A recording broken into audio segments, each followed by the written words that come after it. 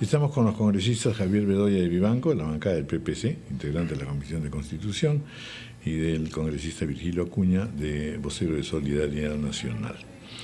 Por lo pronto, la Comisión de Constitución no autorizó que el congresista Falconi sea candidato a la presidencia regional de Arequipa. Pero además aquí hay ya aspectos, digamos que de alguna manera graficaba el caso del señor Falconi, pero que también tiene que ver con la reelección inmediata de los presidentes regionales, y también podríamos decir que en el caso de los alcaldes no debe excederse pues de un número de mandatos, por lo menos un segundo mandato. Se requiere mayoría calificada en ambos casos. Bienvenidos, congresistas. Muy buenos días, ¿cómo están? Yo quiero hacer referencia un poco al panorama, qué curioso en realidad y dramático, de la cantidad de candidatos, la evaluación que se hace, las informaciones que ellos dan y la evaluación que se hace, que en un momento dado resulta absolutamente destructiva, porque entonces nos ofrece un panorama de que todos son, o la gran mayoría de ellos, informales, no hacen declaraciones, tienen juicios. La lista que hoy día se publica de las deudas de cada uno de estos señores nos indica pues que en realidad no son candidatos, son peticionarios, son gente que dice voy a llegar al poder para calmar mis 250.000 soles de deuda. Estamos hablando de deudas tremendas en este listado. Pero de todas maneras, el descuartizamiento de la información también nos produce entonces una especie de espanto, diciendo, carambas, ¿por quién voto? Hasta mi voto puede ser corrompido simplemente porque voy a apoyar a alguien. Me gustaría conocer la reacción de ustedes frente a esto, porque en el fondo, en realidad, un proceso democrático lo que busca es reafirmar la democracia, que creamos en los líderes, en las instituciones, en los partidos, porque de lo contrario entramos también a una destrucción de lo que viene, lo cual no tiene mucha lógica. En fin, a ver, reacciones frente a esto, porque ahí entramos pues ya a medidas específicas que son las que se van a debatir en el Congreso. Don Javier Bedoya de Vivanco, bienvenido. Muy buenos días. Me parece muy positivo que se hayan instaurado esta práctica y estas disposiciones, no solamente de exigir la hoja de vida de los candidatos para que la ciudadanía pueda conocerlo con antelación, sino que además la prensa cumpla un rol de fiscalización. Porque el descrédito de los políticos en gran parte se debe a todos estos aventureros en la política que, sin tener vocación, ni formación, ni trayectoria política, emergen de un momento a otro, se introducen en la política y vienen con un contrabando tremendo. Y muchos se introducen a través de los propios partidos políticos.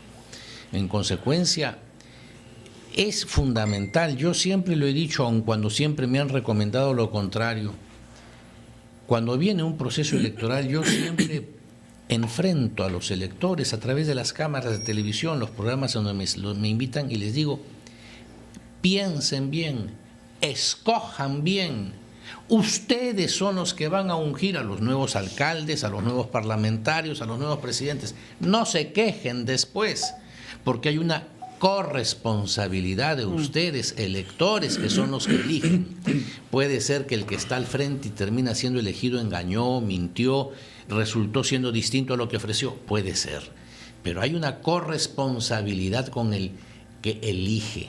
Por eso me parece muy bien que haya todo este tamiz, que quien quiera postular en un futuro a cualquier cargo público sepa que va a pasar por este escaneo de la opinión pública, de los medios de comunicación y de los otros contendores políticos, y que en consecuencia se presenten como lo que son y no con engaños, y que presenten sus cuentas claras para saber con cuánto entran y con cuánto salen. Ahora, congresista Virgilio Acuña, sobre el mismo tema. La verdad que es penoso encontrarse con situaciones de candidatos que tienen una serie de conflictos con la ética y la moral. Y eso hace finalmente que se traslade todo el desprestigio a la clase política, cuando lo lógico debiera ser que es el político, que es una persona de primer nivel, ese que debe tener la confianza de toda la ciudadanía para poder proyectar el desarrollo de los países. el desarrollo de una sociedad, el desarrollo de un país, el desarrollo de un continente está en manos de los políticos, pero esos políticos no pueden estar manchados con actitudes como que tienen muchos de ellos. Y todo ese descrédito de la parte política se traslada a las instituciones. Tenemos finalmente instituciones llenas de incapacidades, llenas de corrupción, llenas de atrasos, y esa incapacidad y ese descrédito de las instituciones hace finalmente que se traslade a la duda de los inversionistas. Y como consecuencia, los inversionistas, al dudar, el capital, al tener temor de instituciones débiles o instituciones corruptas, no viene a este lado, sino a otro lado. Consecuencia finalmente de esa falta de confianza en nuestras instituciones trae que sigamos en un nivel de pobreza, de descrédito y de desorden en el que vivimos actualmente. Bien, continuamos conversando con los congresistas precisamente sobre la tarea que tienen por delante, que es bastante delicada. Don Javier Bedoya de Vivanco y Virgilio Acuña. Bueno, congresistas, vemos, por ejemplo, además con preocupación cómo dos municipios como los de Lima y el Callao están enfrentados por un tema vital como el del transporte, iniciativas en el Congreso que buscan de alguna manera tratar de estabilizar o darle alguna cordura pues a este recambio de autoridades que al final puedan entenderse. Finalmente, ¿cómo va a quedar ese proyecto de ley que prohíbe, en vista de todas las situaciones que hemos visto en los últimos meses en nuestro país a propósito de que se venían las elecciones, que prohíbe la reelección de las autoridades? Porque se dijo, bueno, ese es de pronto suena bonito, pero en la práctica no va a funcionar, porque un presidente regional o un alcalde, no, si le prohíben postular, él deja su segundo y deja su tercero, si es que se ha formado un equipo para el mal, o un equipo que funciona así, con esas malas prácticas que ahora conocemos. Finalmente, ¿cómo queda? ¿Eso va a funcionar? ¿Creen ustedes en prohibir la reelección de las autoridades como una forma eficaz de eliminar la corrupción, por ejemplo? Yo no creo que esa sea la solución. Sí creo que puede ser conveniente poner un límite a las reelecciones o elecciones inmediatas, pero no prohibirlas como se ha pretendido. Y por varias razones. En primer lugar, como de costumbre en este país, se quiere legislar por las situaciones de coyuntura y no por la naturaleza de las cosas. Como últimamente, en el curso de los últimos meses, hay media docena de presidentes regionales que están siendo cuestionados y otro tanto de alcaldes también, entonces creen que la solución pasa por prohibir la reelección. Oye, el que es corrupto no se corrompe a partir del segundo periodo, sino a partir del primer día. En consecuencia, prohibirle la reelección no es solución a nada. Y quien es corrupto ya generó un mecanismo para dejar un encargado. Así es. En segundo lugar, yo creo que no puede, yo siempre pongo como ejemplo, si nosotros analizamos los últimos gobiernos nacionales, por ejemplo el señor Toledo, el señor García en su segundo gobierno y este mismo gobierno, vemos cómo están gobernando fundamentalmente con ministros independientes, con técnicos que convocan para que desempeñen las carteras. ¿Qué cosa nos quiere decir esto? Primero, que demuestra madurez de los gobernantes, ¿no?, de recurrir a gente ajena a su partido. Pero lo que fundamentalmente está demostrando es que los partidos políticos, cualquiera que estos sean, y nadie está exento, no tienen los cuadros para gobernar por sí mismos. Y si en consecuencia un presidente, y estoy demostrando cómo ha sucedido con los últimos 3 o 4, no puede convocar a 18 ministros de primer rango dentro de sus filas, podemos cada 4 años estar convocando a 25 personas nuevas para que presidan las regiones y a 2.000 candidatos a alcaldes entre provinciales y distritales a nivel nacional. ¿Podemos darnos el lujo de desaprovechar de quienes sí, pues hay también alcaldes honestos? Y eso es la regla. Hay alcaldes eficientes, otros no, es verdad. Podemos desaprovechar a los honestos y podemos desaprovechar a los eficientes simplemente prohibiendo la reelección. Si yo he sido opuesto a esa norma y desgraciadamente cada semana cambian el texto. Sí, bueno. Y ya hemos llegado a un carnaval de ofertas en donde los presidentes de la Comisión de Constitución la semana pasada nos presenta un texto que no había sido consultado con la Comisión, totalmente distinto al que la Comisión había aprobado, en donde nos introducen modificaciones como, por ejemplo, los que sean elegidos ahora en octubre nunca más podrán ser reelectos. Eso decía el texto. Segundo,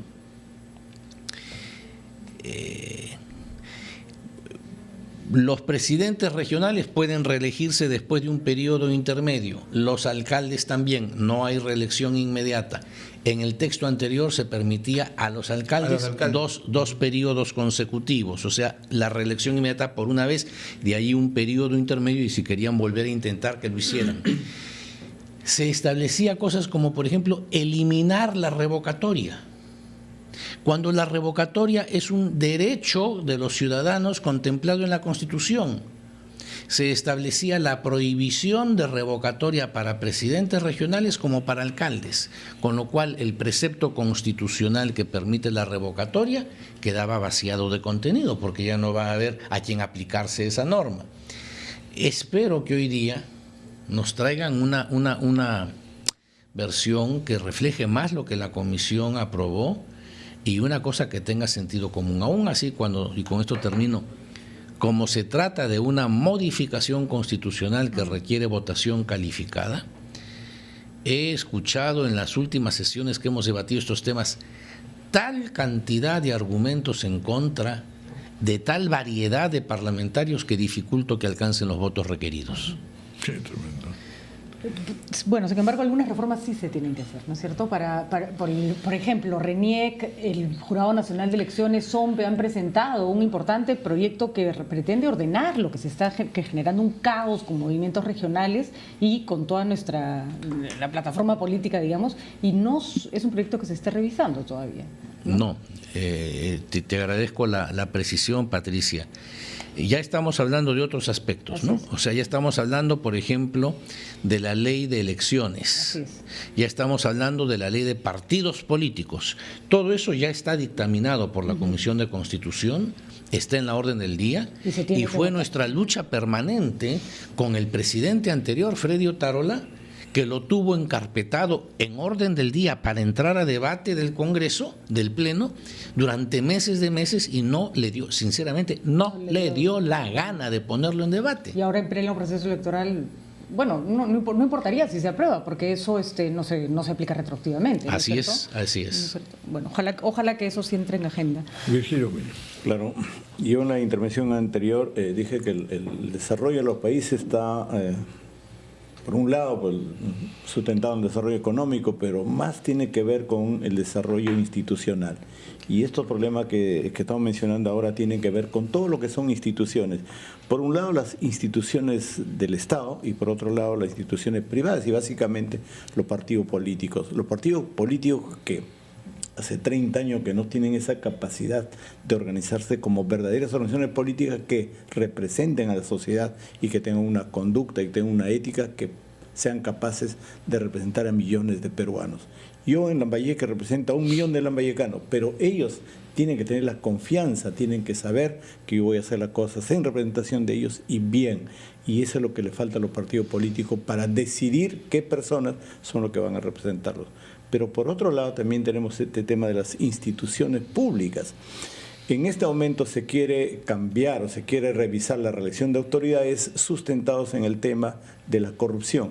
Pero la corrupción también tiene instituciones que deben prevenirlos. Tenemos Contraloría, tenemos Fiscalía, tenemos el organismo de supervisión de contratación del Estado y una serie de instituciones que estamos en un proceso de revisión. En el Congreso actualmente existe, como ha dicho Javier, una serie de opciones. Una primera opción es suspender totalmente la reelección de alcaldes y presidentes regionales. Una segunda opción es pasar de 4 años a 5 años y una sola reelección. Otra opción sería dejar en los 4 años y reelegirlo solo por 2 veces. En realidad estamos buscando una serie de opciones, pero básicamente lo que se trata es evitar que una autoridad puede quedarse indefinidamente. Hay autoridades que tienen 4, 5, 6 periodos. y producto de esa continuidad, finalmente, si no es él, es el equipo que lo forma, van creando todos los actos de corrupción que somos testigos, tanto en gobiernos locales como en gobiernos regionales, ¿no? Bueno, vamos a ver qué es lo que se aprueba y se discute en esta comisión. Pero es importante, creo, lo más importante es el tema de los partidos políticos. Si los partidos políticos no son instituciones serias, eso de trasladar en forma desperdigada la responsabilidad política en todo el país no nos va a conducir a nada. La política ahora, tiene que ser el eje. No solamente es materia de legislación, ¿no? En el mundo las cosas han cambiado al punto tal que tenemos que tener otra idea de qué cosa es un partido político hoy día. Y eso está pasando en el mundo entero. Eso es verdad. Yo soy un firme creyente y lo he sostenido muchas veces, que desde que cayó el muro de Berlín en 1989 y terminó la lucha ideológica de Occidente versus Oriente o en la cortina de hierro, etcétera, etcétera, muchos partidos, la lucha política cambió ya no era la lucha contra el comunismo, ya no era la lucha ideológica. Entonces viene el resurgimiento de los caudillos, pero con una modalidad distinta, que es lo que está imperando en el país. El surgimiento de los movimientos regionales y locales que han desplazado a los partidos políticos. Y de la ciudadanía.